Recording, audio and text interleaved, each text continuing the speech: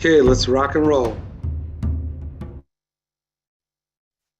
Good evening. My name is Bill Fletcher. Welcome to another webinar focusing on the conflict in the Western Sahara, that region in Northwest Africa that has been fighting for national self-determination since the 1970s. Tonight, we're going to look at the question of autonomy versus independence and what's really at stake in a debate which has increased in tempo particularly over the last year or so.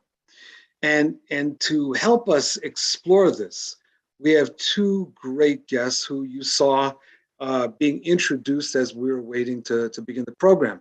We have our attorney, Katlyn Thomas, a former official with MINURS O, the United Nations organization in connection with the Western Sahara that was supposed to be overseeing the ceasefire between the Sahrawi forces under Polisario and the Moroccan government. And she was involved in the lead up to what was supposed to have been a referendum on the future of the Western Sahara. Also joining us is Dr. Stephen Zunes from the University of San Francisco, who is a co-author with Jacob Mundy of a major book on the Western Sahara, which has just had a second edition. And Professor Zunes has just returned from a visit to Algeria, where he went to the refugee camps of the Sahrawis in the southwestern part of the country, and was also in Algiers. And so we'll hear a little bit on that visit a little bit later in the program. Let me just open this with a couple of remarks. Well, actually, before I do that, let me thank the Institute for the Black World 21st Century and the Pan-African Unity Dialogue, who are co-sponsoring this webinar with the campaign to end the Moroccan occupation of the Western Sahara, which I co-coordinate. My apologies for not doing the introduction earlier. A few months ago, it was revealed that the Spanish government had essentially carried out a secret protocol with the Moroccan government, claiming to support the Moroccan proposal of autonomy. Now, this was running contrary to what the Spanish government had been saying up to that point, and had been running contrary to what most of the world has been saying, which is to recognize the issue of self-determination for the Sahrawi people in the former Spanish colony of the Western Sahara. Well, what's at stake here? Why has the United States also entered into this fray and speaking out of both sides of its mouth and implying that the idea of autonomy as opposed to national self-determination is somehow legitimate? Well, let's get into that in a discussion tonight. And so I want to welcome Katlyn and Stephen to the program. And I want to begin with asking you both to explain to our viewers and listeners, how do you explain these two proposals? There's a proposal that the Moroccan government is articulating regarding autonomy. There's a proposal of the government in exile of the Sahrawis, the Sahrawi Arab Democratic Republic, for self-determination and independence. What do we make of these two proposals, and what's at stake? Katlyn, let's start with you.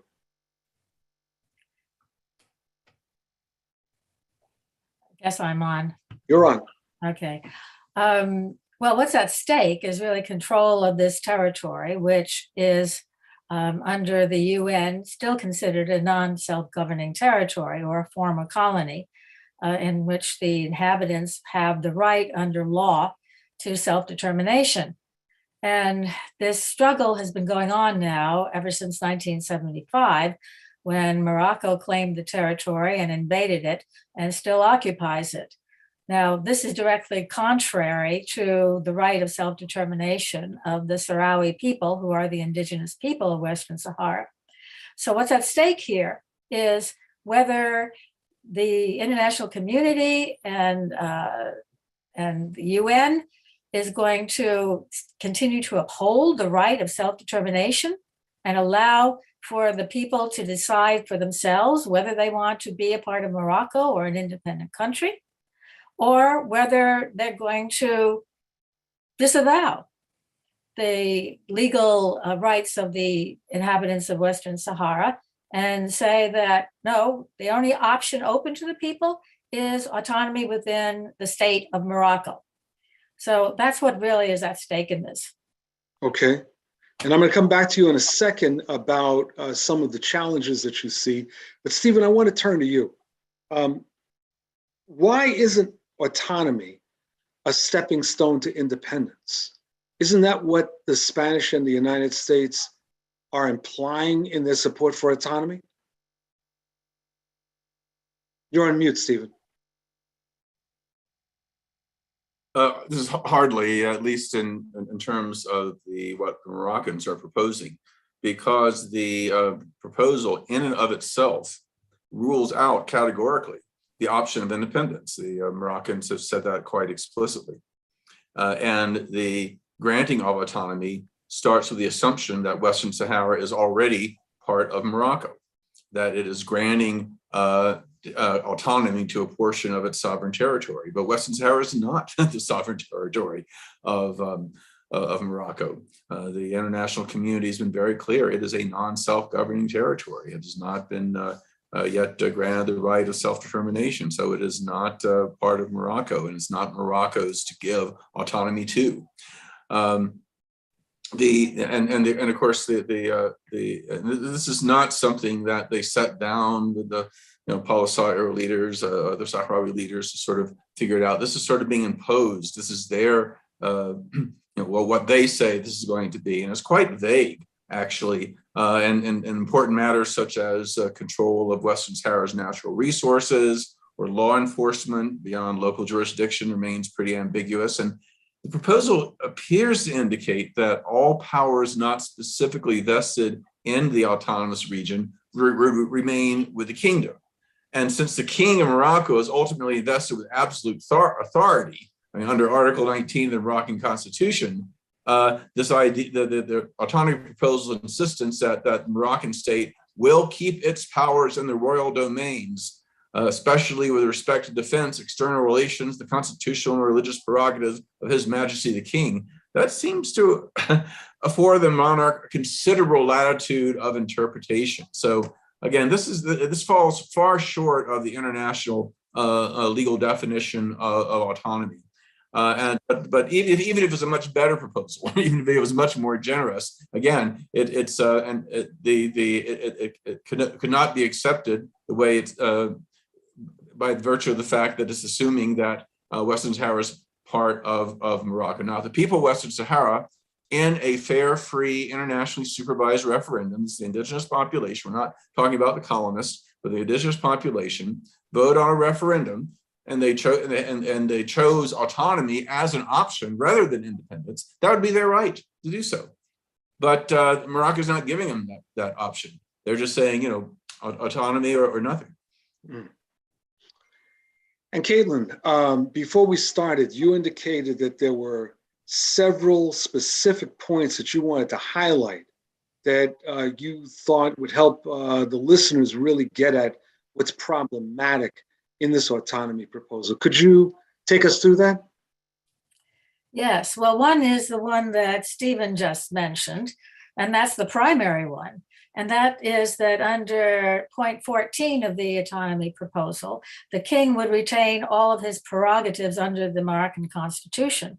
And under the Moroccan Constitution, he has the right as commander of the faithful for religious reasons to issue what they call dahirs, which are edicts that have to be obeyed and which will overturn or can overturn any decision of any organ of the government, including the courts, the Constitutional Court and the Supreme Court of Morocco, and including the parliament. And that would also include any of the officials of Western Sahara, which means basically that there wouldn't be any autonomy, that the king would still be able to rule Western Sahara in whatever way he wants. In addition to that, there would be a local police force, true, but the Moroccan army would still be able to maintain its installations in the territory because it's charged with maintaining security. A representative of the king would oversee the allocation of resources in the territory, only a portion of which would be allocated to the government of the autonomous region. The rest would be taken over by the Moroccan state. The current stakeholders in the territory would presumably retain their powers. And the current stakeholders in the territory are a number of Moroccan generals and the king. Although there would be local courts, the Moroccan Supreme Court and Constitutional Council, whose members are appointed by the king, would have the final say in any legal matter, overturning any of the local courts in Western Sahara. And of course, the king can overturn even their decisions. Any matter not specifically listed would be decided by the Moroccan government, as Stephen said, and there are inadequate protections of human rights. We don't have time to go into the terrible human rights history of Morocco, even with its own citizens in Morocco proper. But they don't have very many rights under the constitution as it is implemented by Morocco. And the Sahrawis would have no greater rights either. And there's no way of guaranteeing that this autonomy proposal would ever be maintained. Under the proposals that were made by James Baker when he was the representative of the UN Secretary General, he included provisions where any of his plans would be guaranteed by France and the United States. Well, under this proposal, the autonomy proposal, it would just be a portion of the Moroccan constitution, which could be overturned at any time by the Moroccan people by their voting.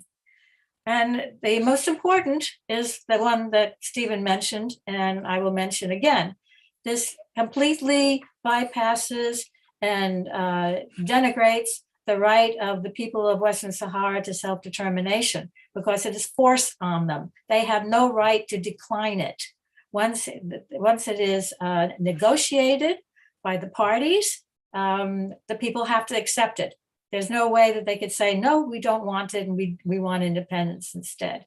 So these, I think, are enough reasons why the Moroccan proposals should be discarded. And in my view, it's not only not autonomy, but it pretty much maintains the status quo in the territory, if you look at it seriously. And it's not autonomy at all.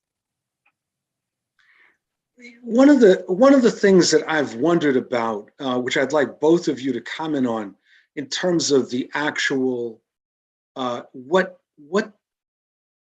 this could play out, is with all of these Moroccan settlers in the territory, how would independence or how would autonomy be able to play out in a way that wouldn't actually result in the domination by the settlers? I mean, how do you do this legally, given what the Moroccans have done with settlements? Whoever would like to start. Sure. I mean, legally, each and every one of these settlers is there illegally. I mean, this is the same. I believe it's Article 40 of the Fourth Geneva Convention prohibits any country from moving any part of the civilian population onto territory seized by military force. This is why the Israeli settlers, the Israeli settlements are considered illegal under international law.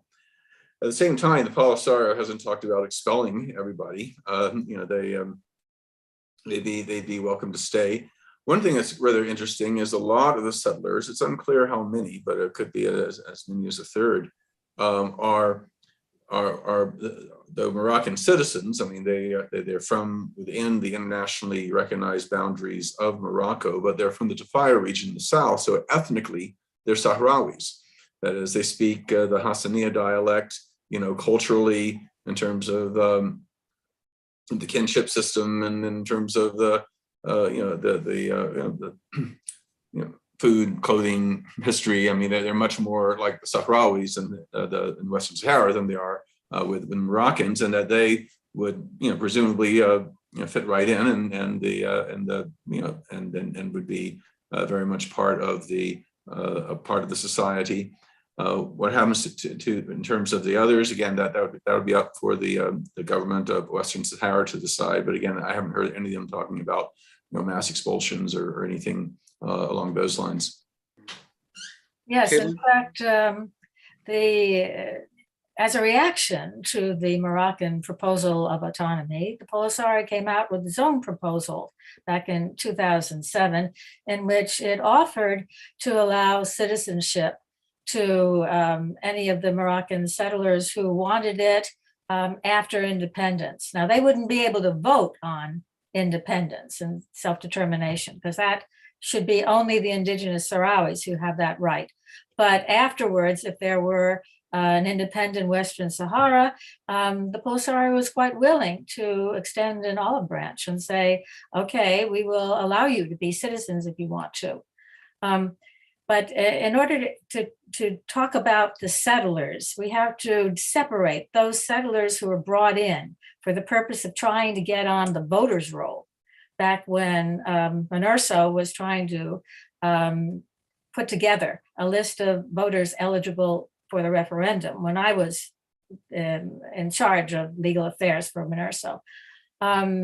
Morocco brought in a large number of people, and they were mostly from the southern part of Morocco, to try to get on the voters list. They weren't eligible according to the criteria that were agreed by Morocco and the Polisario, so they didn't wind up being on the voters list. But a lot of them were ethnic Sahrawis. But since that time, Morocco has offered a lot of incentives for people of any kind to come down to Western Sahara. Generous salaries for working there, et cetera. So a lot of the newer settlers are not ethnic Sahrawis. So there's a mix, depending upon which groups you're talking about of settlers. Some are Sahrawis and some are not Sahrawis. Let me just add briefly that the vast majority, the Moroccan settlers are not there for ideological reasons. This is not like some of the Israeli settlers, for example. They're there because they have these incredible financial incentives to do so. Many have still own their homes in Casablanca or Tangier or whatever. They're down there to make some money and send it back to relatives, and presumably would when they retire would want to go back to where most of their family is. These Moroccans are not ideologically committed to staying. And it would not, again, this is very different than what you'd find among some of the right-wing Israeli settlers. Now, thank you both for that. And so both of you have been to the region at different points. And Stephen, you just recently, very recently returned from a trip.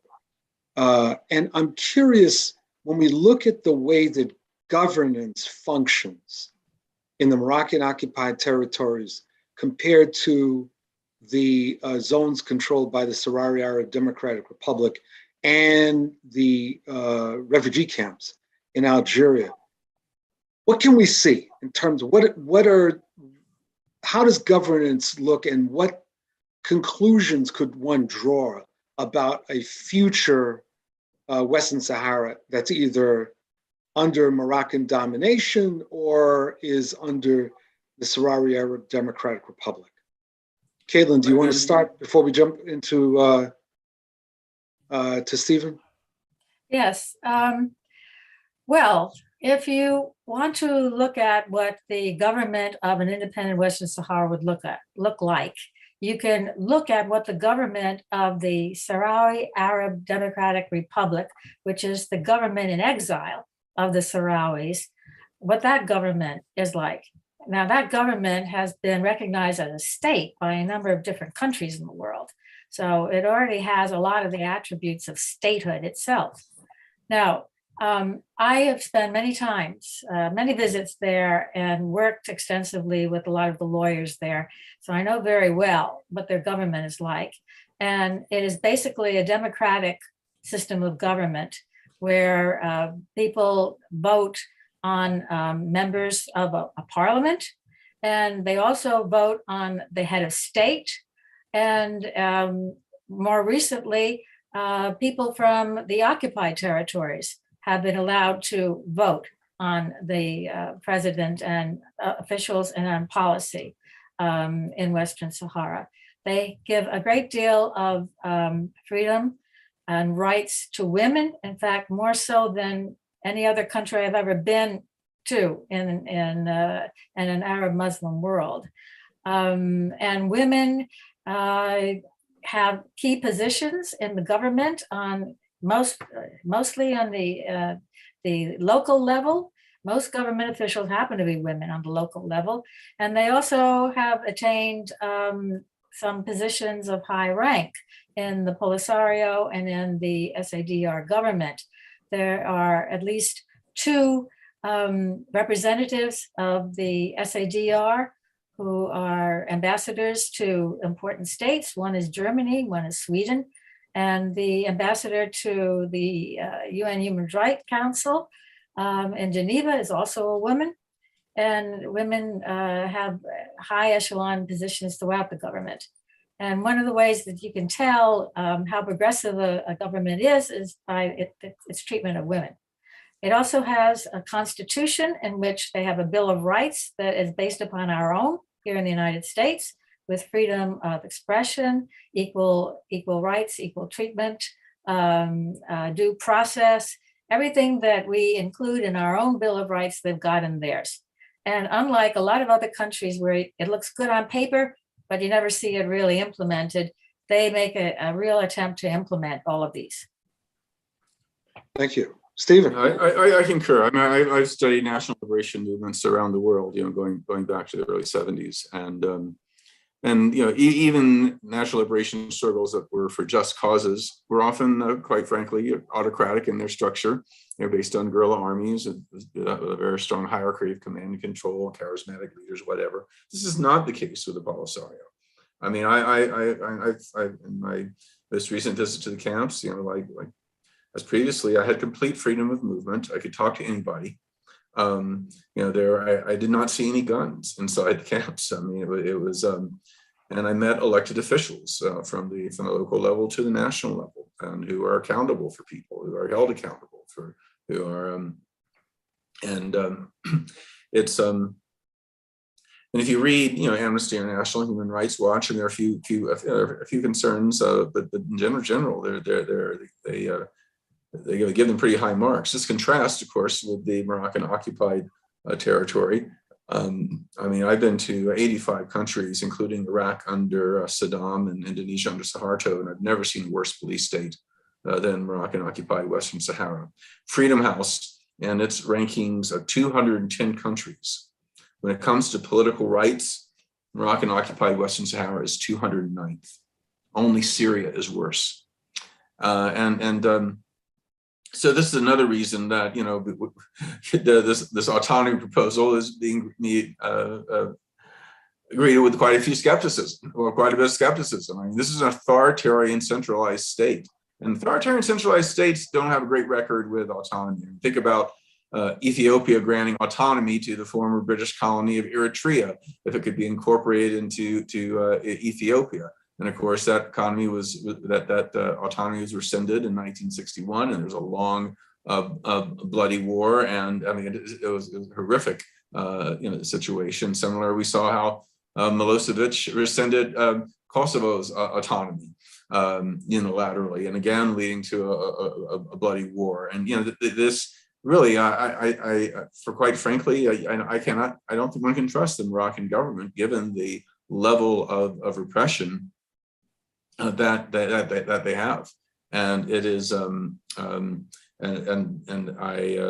this is very much it's not just an issue of international law. This is a fundamental human rights issue, and I think I think one reason that the Moroccans have been reluctant to have the second Baker Plan and others, which have allowed at some point in the process Moroccan settlers to vote.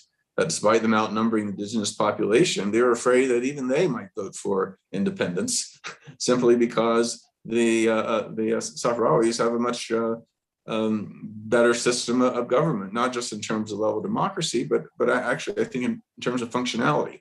The Moroccan regime is having a really hard time meeting the basic needs of their people, despite being a middle income country, whereas the Sahrawis, despite the very serious scarcity they have as refugees, have done actually a pretty impressive job in terms of all sorts of things. For example, education at the second highest literacy rate in all of Africa, for example, and despite the shortages of food and others, the medical system and other things are again quite impressive, again, given the desperate conditions that they have. And you can imagine what they might do if they actually had a functioning state and they could control their own country with its rich resources. And it's worth mentioning that there's been a lot of misinformation about the Polisario and the SADR and the kind of government and conditions that are there that have been spread primarily by Morocco. And these are absolutely not true. The things that some people have said, that there would be a security problem if there were an independent Western Sahara, or that the government wouldn't be able to manage a state and it would be a failed state, et cetera.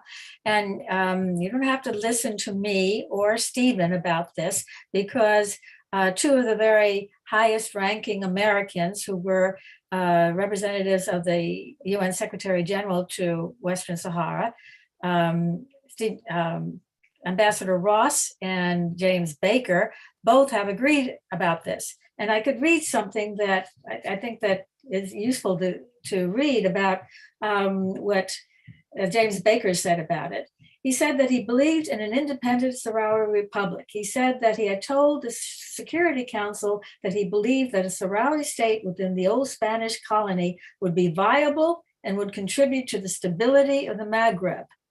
And he also said in an interview with PBS interviewer Michelle Hussein on Wide Angle on August 19th, 2004, that he agreed with Hussein's observation that the Sahrawis had a, quote, sophisticated society with a 95% literacy rate, despite the fact that they were living in refugee camps, and a democratic form of government that offered women a, quote, very prominent role, something that was, quote, extraordinary in the Arab and Muslim world. When Baker was asked whether that was not a society that should be championed, he replied, from the rights of all people to self-determination, the answer to your question is yes. And similar statements have been made by Christopher Ross about the viability of the government of this SADR to govern Western Sahara, and debunking some of the misinformation that's been spread by Morocco. One of the viewers asked a question about European and American investments in Western Sahara. I wanted to ask, I'd like you to, any comments on that, but I wanted to relate that to what may seem like a very naive question. What explains Spain and the United States and some African countries favoring the autonomy proposal when the autonomy proposal, in effect, if I'm understanding correctly, runs against everything that the United Nations has ever said about decolonization? So what explains any of this? Or are there multiple explanations? One, I think it is, for some people, I think, I can't speak for any of these particular countries, but that when you had, one side saying independence and one side saying incorporation, that, well, how about autonomy? That seems like a reasonable compromise. And those of us who studied conflict resolution professionally, I mean, that on paper that seems rather logical when you're at an impasse like that, to find that kind of third way. But clearly it had not looked at the specific proposal in detail. I mean, I think a lot of people are just sort of, saying, autonomy, oh, that sounds good, and don't really look at it and analyze it, and which is why it's important we're having this webinar to make sure people understand that this autonomy proposal is not what it's cracked up to be, and also again put it in the context that this is an act of self-determination. It's up to the Sahrawis to decide whether they want to be autonomous under Moroccan sovereignty or independent. Another factor, I think, in African states, quite frankly, is there's been a lot of pressure, particularly from France, the colonial power, which has an enormous amount of economic and other leverage over many of its former colonies, and they have they've given some heavy-handed pressure on these countries to rescind some of them their earlier recognition of the independent Western Saharan state, and to adopt this position. But I think when it comes to the United States, I mean, I think a lot of it has to do with geopolitics. The same reason we opposed self-determination in Western Sahara back in 1975 and pressured Spain to allow Morocco to take over.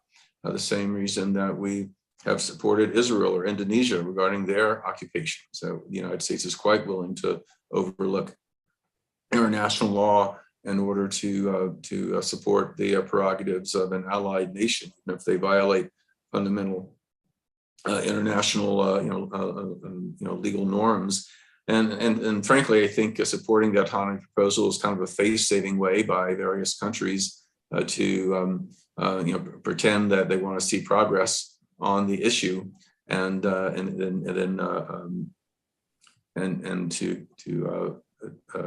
as a counter to a lot of the popular pressure they're getting to stop supporting this brutal occupation.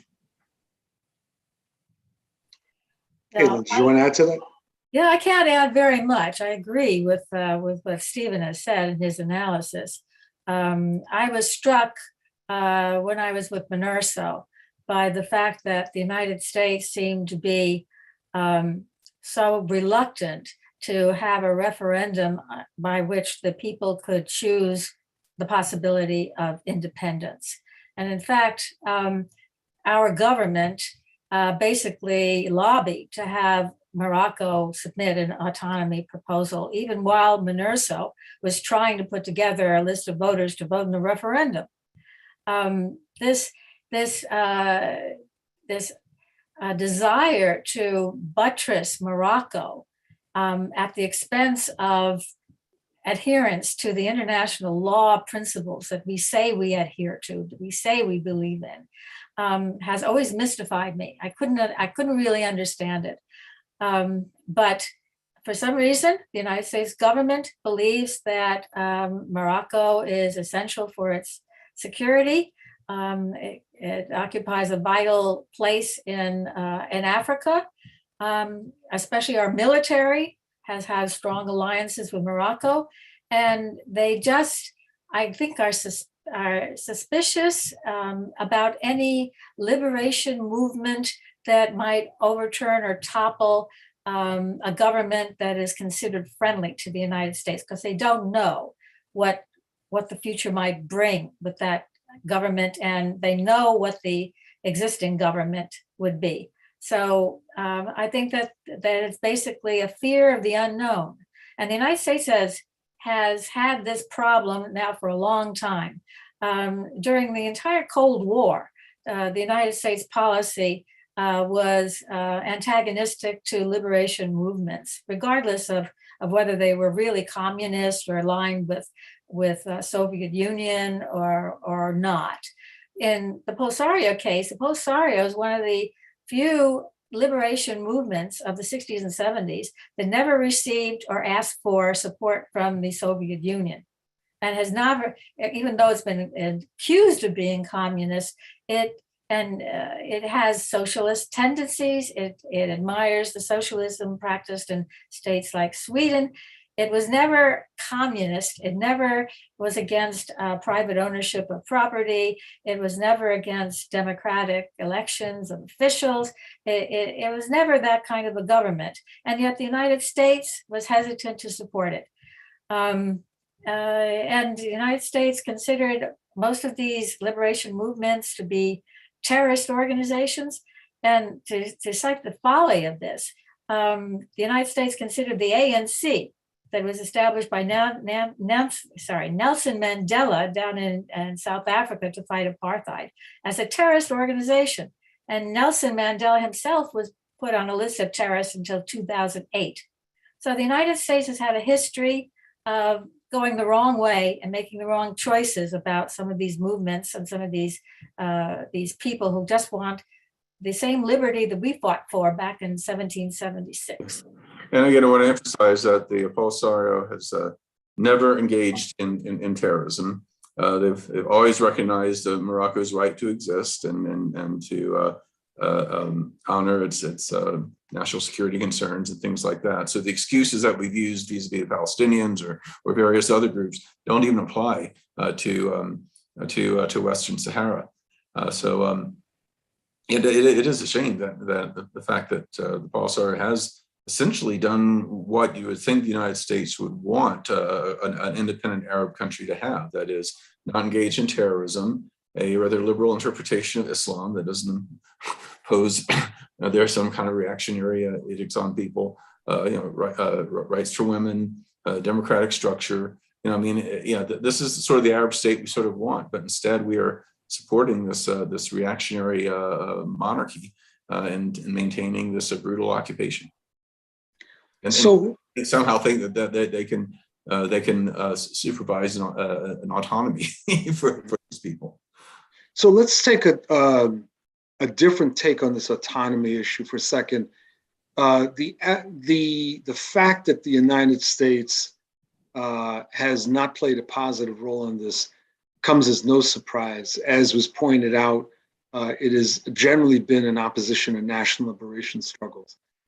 But what has been striking is that even in the Arab world, there are sharp differences on the question of Western Sahara. In the last few years, I've encountered interesting divisions within the labor movement in North Africa, for example, around the issue of Western Sahara. I had a discussion a few months back with a good friend of mine who is an Arab progressive who was not at all sanguine on Polisario and basically felt that the demand for independence was balkanizing North Africa. And I'm just curious how the two of you look at that sort of opposition to independence and that sort of orientation towards more of an autonomy within Morocco.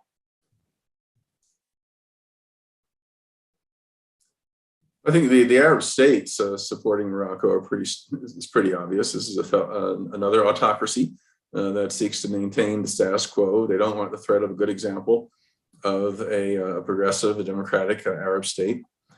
And Morocco, has traditionally had an outsized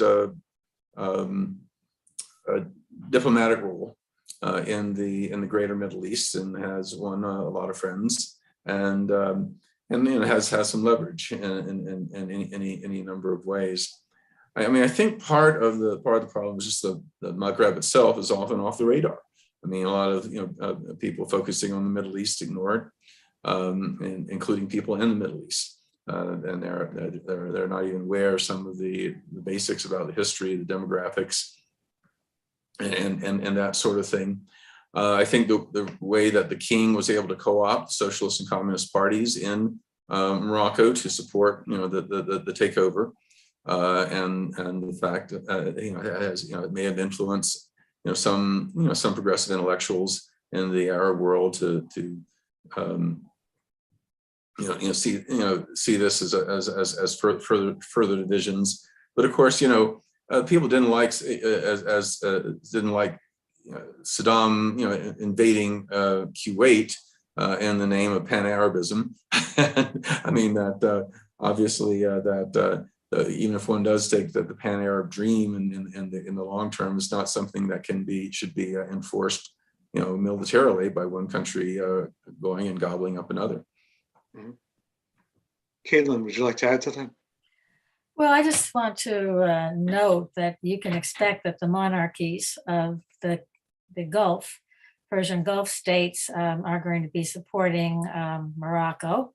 They don't want to see another king destabilized in the Arab world.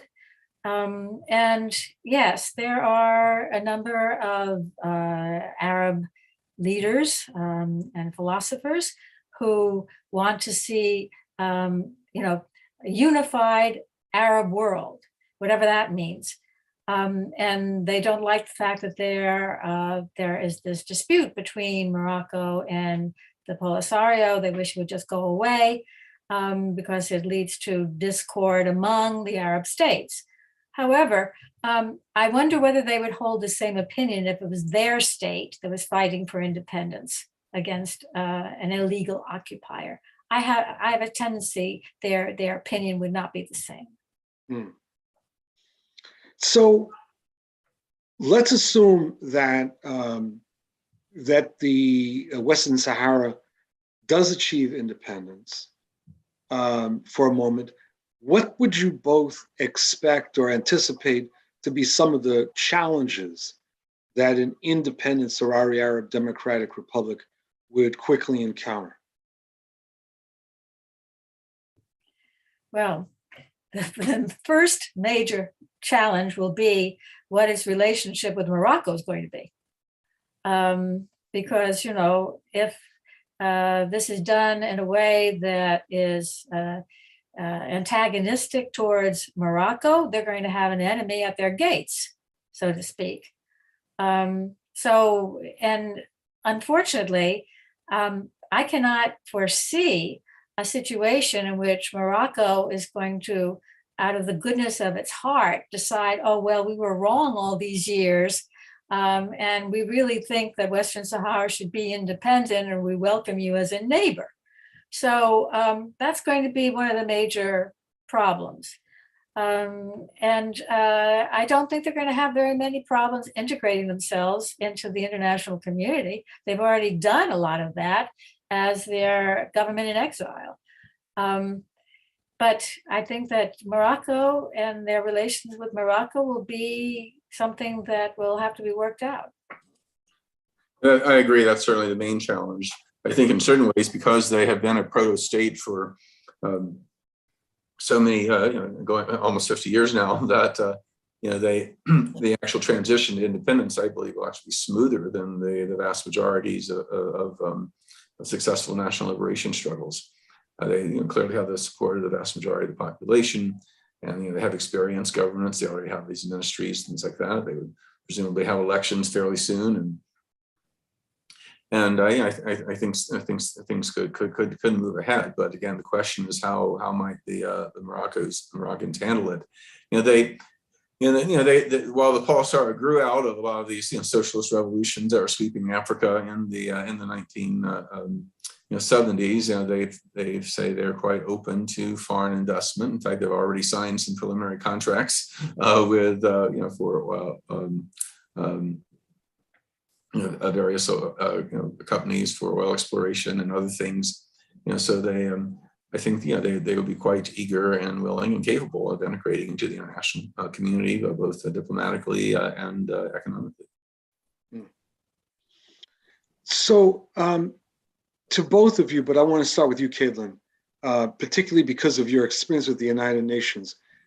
I keep wondering about the role of the African Union in addressing this issue of autonomy versus independence. The Sahrawi Arab Democratic Republic, as you know, was a co-founder of the African Union.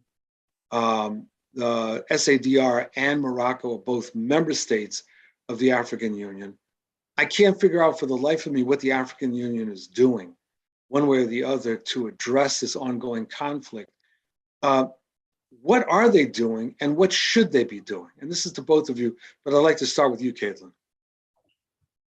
Well, the push for a referendum of self-determination was really on the part of the African Union before it was on the part of the United Nations.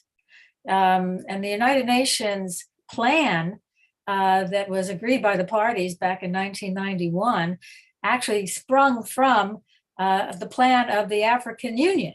So the African Union was for a long time at the forefront of the rights for the Sahrawis for self-determination.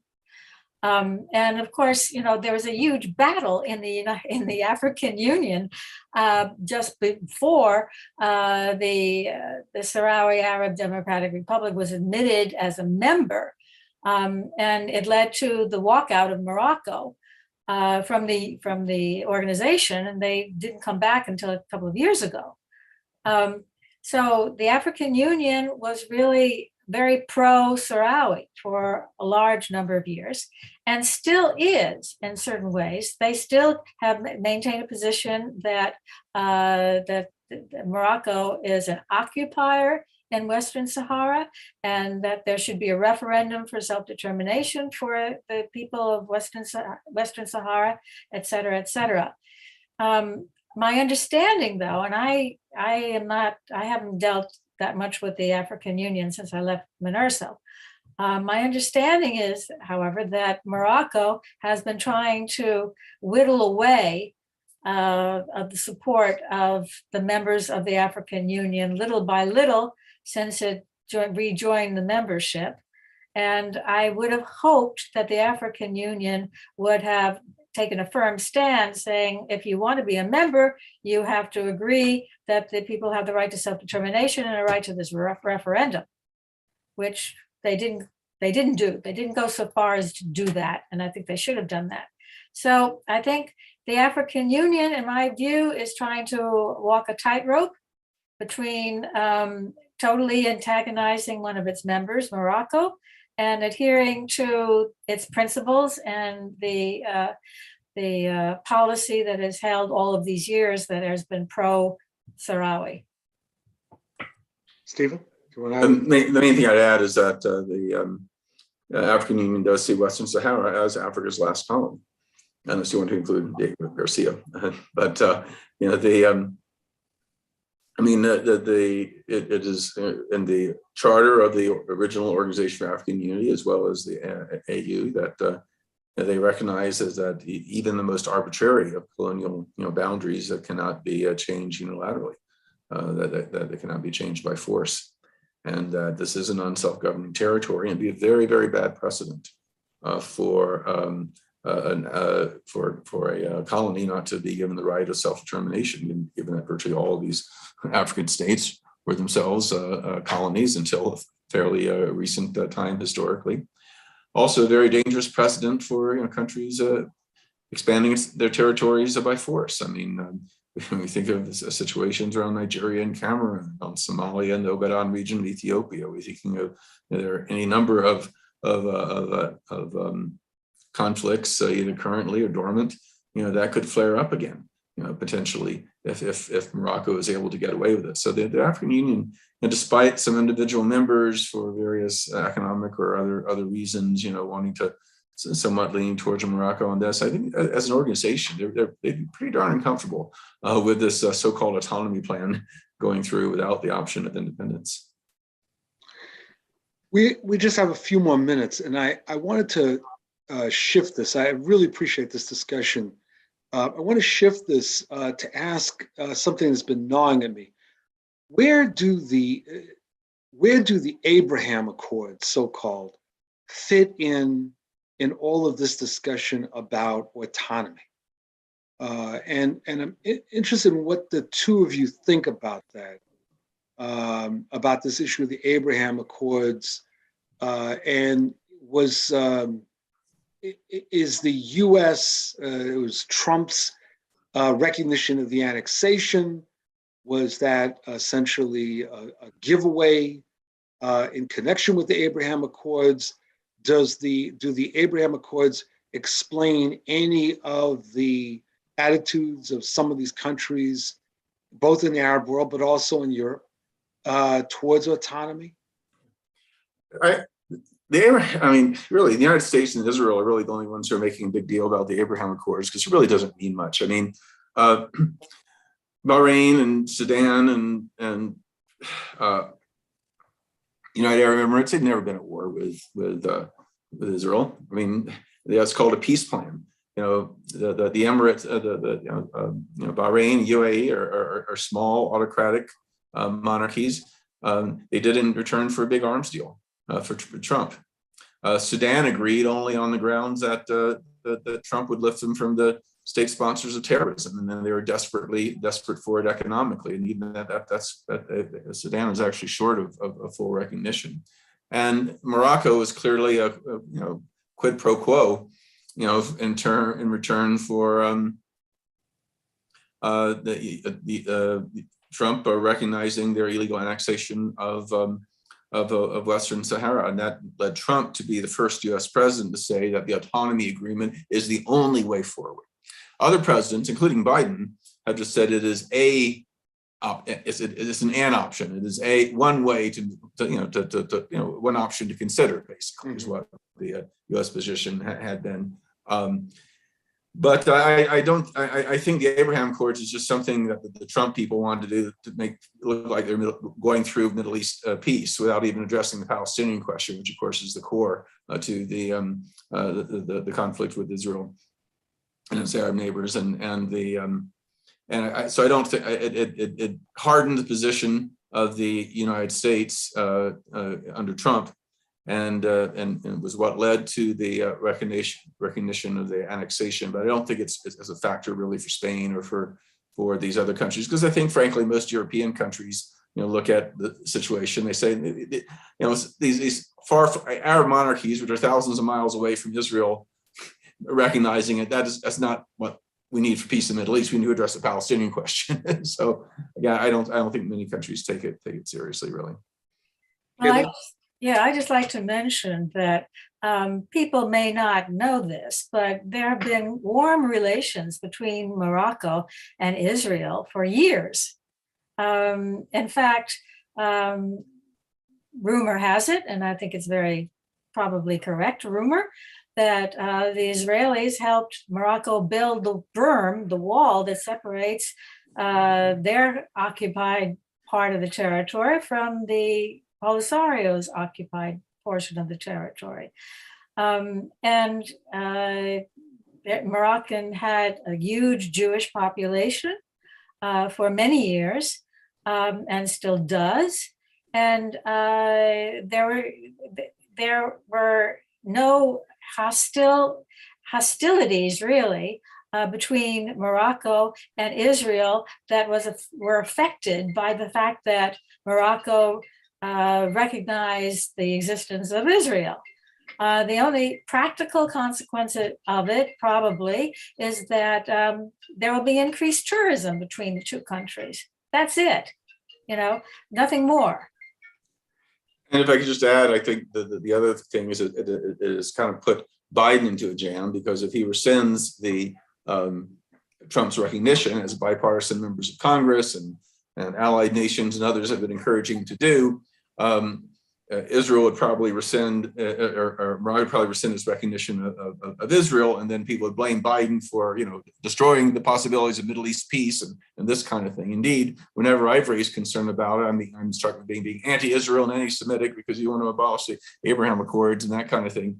And it was I think, largely a political wedge, just to make it more difficult, for people like us to challenge the autonomy plan and push for the right of self-determination for the people of Western Sahara. Well, listen, I want to thank you both for really excellent exploration of this issue. Katlyn Thomas, attorney, former official with MINURS O, Stephen Zunes, a professor, University of San Francisco. I want to thank you both very much. And I want to thank you, the viewers and listeners of the program. For more information on the Western Sahara, please look at our website, freewesternsahara.org. That is the website of the campaign to end the Moroccan occupation of the Western Sahara. And I again want to thank the Institute for the Black World 21st Century and the Pan-African Unity Dialogue, without whom this would not have been possible. We've been cooperating, our three organizations have been cooperating to now have sponsored, this is, I believe, our fourth webinar as part of an ongoing educational series on the conflict in the Western Sahara. It's really important that we get the word out. I'm hoping that when we have downloaded this interview, there'll be a link that you can look, you can access and circulate because in the United States, the level of awareness on the Western Saharan conflict is minimal. When you mention Western Sahara, many people think that you're simply talking about a part of the Sahara Desert and have no idea of the conflict or no idea of the potential ramifications for a regional conflagration if the conflict is not resolved democratically and justly. And it's with that in mind that we have tonight's program and past programs, which I encourage you to access. And we look forward to future programs. So I want to thank you all very much for joining us. And again, my thanks to Katlyn and Stephen for an excellent exploration of this complicated issue. Thank you very much and good night to everyone. Thank you. Thank you.